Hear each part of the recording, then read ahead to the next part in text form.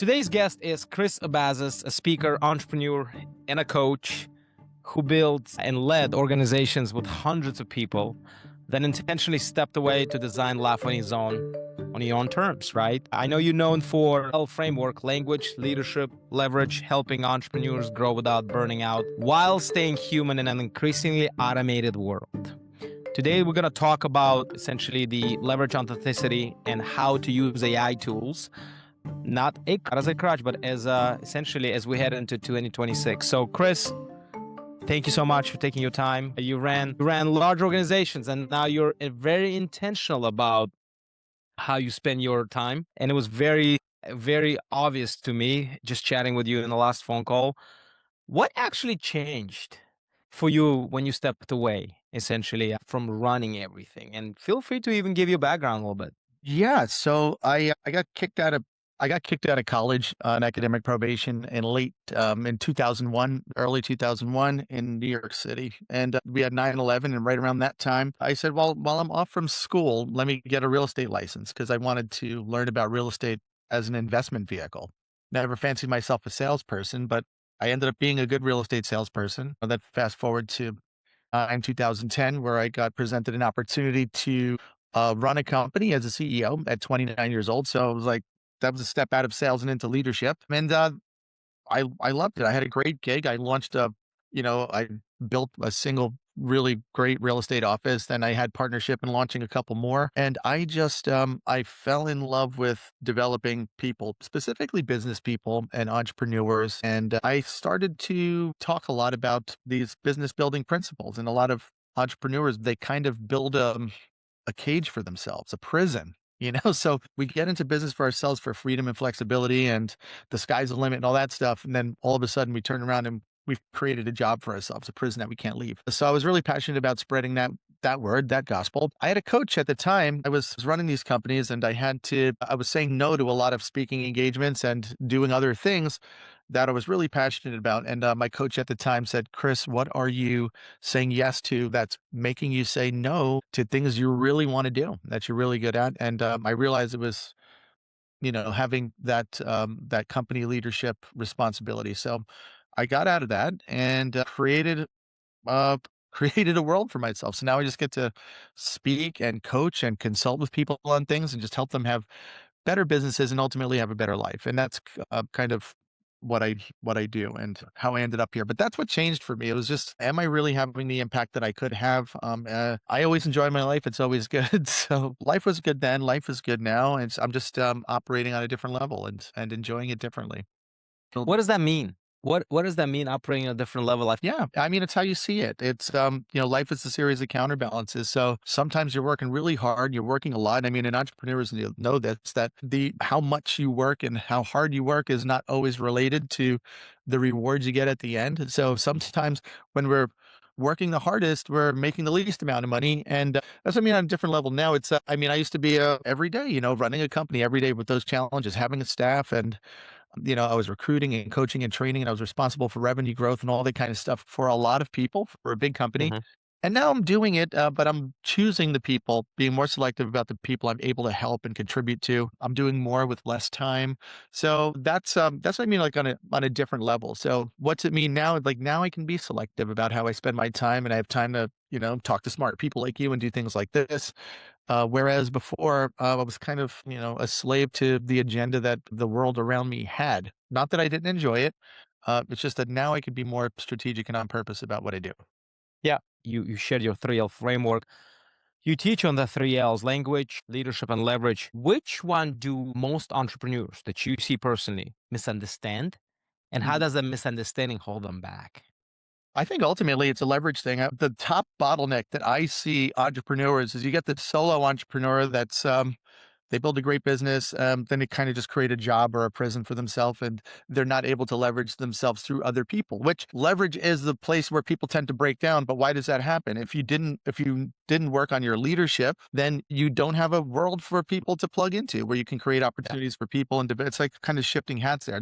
I think that's the biggest bottleneck is just people, bad systems, not the right tools, or not the right people. And or not any people at all. So that's probably the biggest bottleneck, but it all comes down to like how you communicate with people and your leadership ability.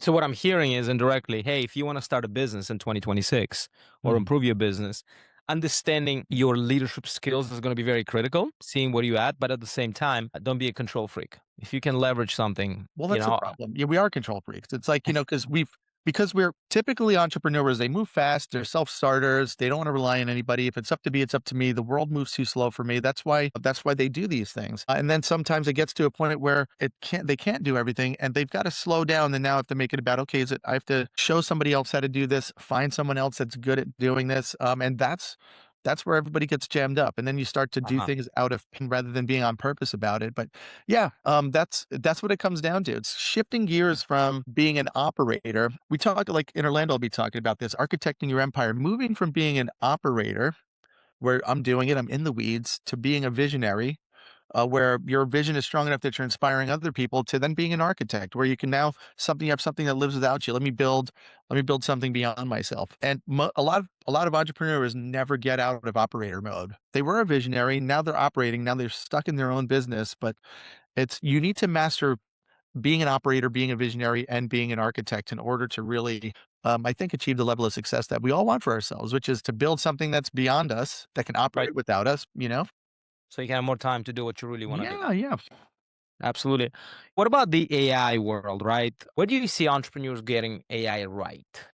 Well, for people, it's just a tool like anybody else that uses it, right? So I say AI is a multiplier. It's not an identity. So it doesn't create who you are.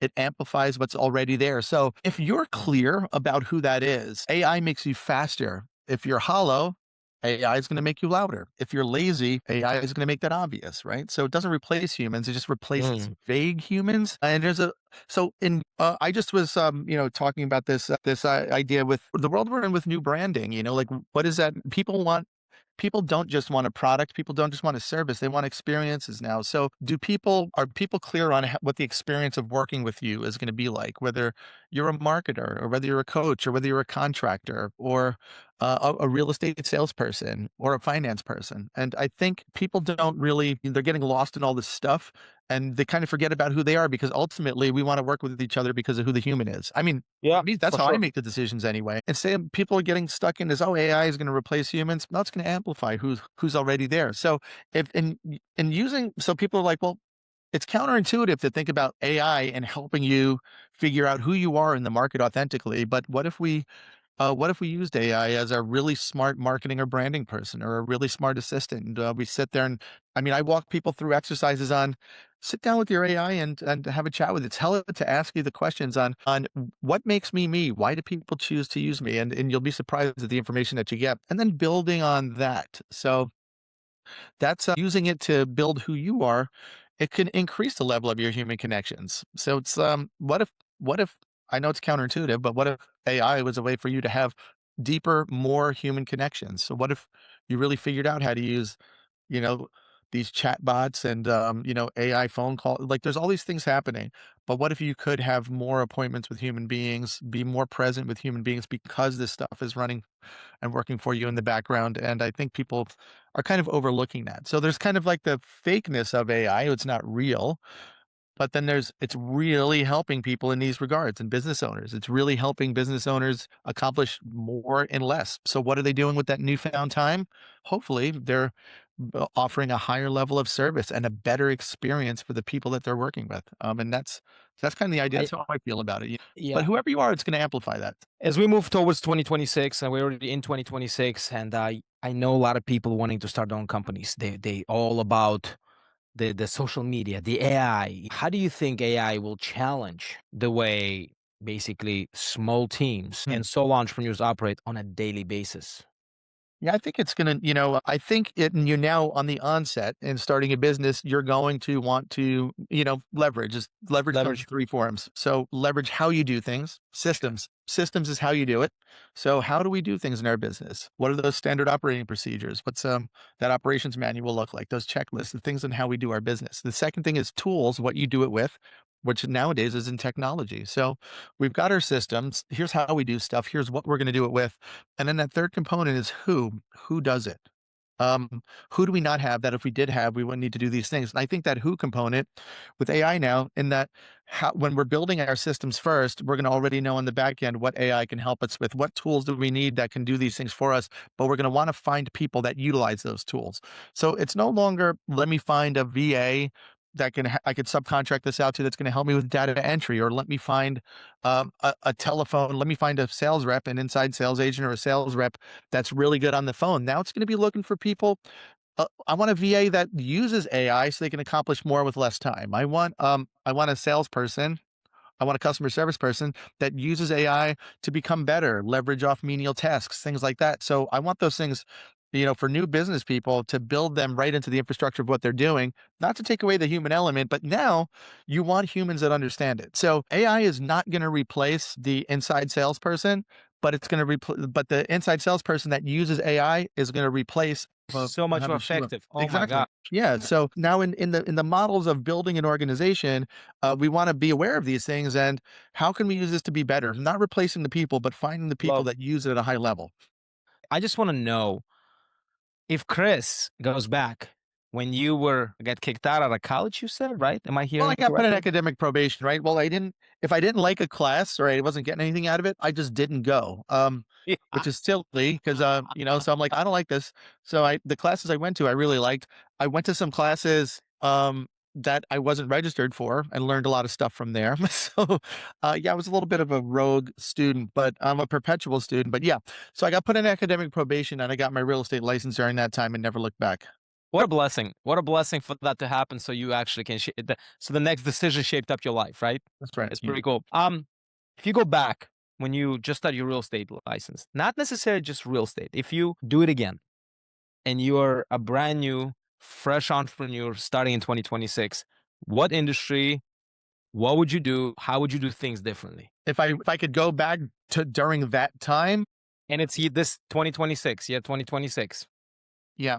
So that's interesting. I think I'm doing what I was meant to do. It just looks different through the years. I mean, I would focus for sure on learning more stuff quicker that I could use to help other people because it was a little bit of a journey, right? So I never fancied myself a salesperson. I mean, I wanted to be at one point when I was in college, I wanted to be a teacher, but I would kind of approach it. I would approach it more from the perspective. I would start from the idea of being able to add value to other people quicker.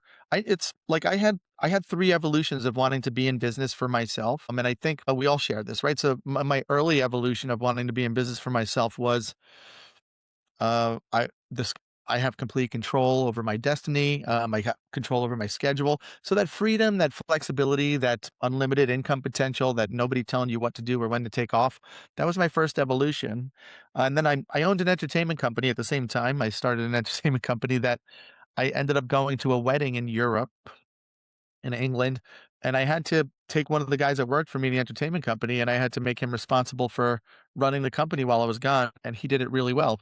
And I was in England, and money was just coming into my bank Good account. for you. Yeah, and that was my second evolution. Like Sanjar was like, wow, this is why we want to own a business. And we're talking about the right side of that Wow. quadrant, that cash flow quadrant. Robert Right, right, right. Kiyosaki Rich Dad talks Poor about it. Dad talks about it. So I've been self-employed my whole life, and I didn't realize what owning a business was until Aha. that happened. And so that was my second evolution. Oh man, I could create things that operate without me. My third evolution wasn't until I was in leadership.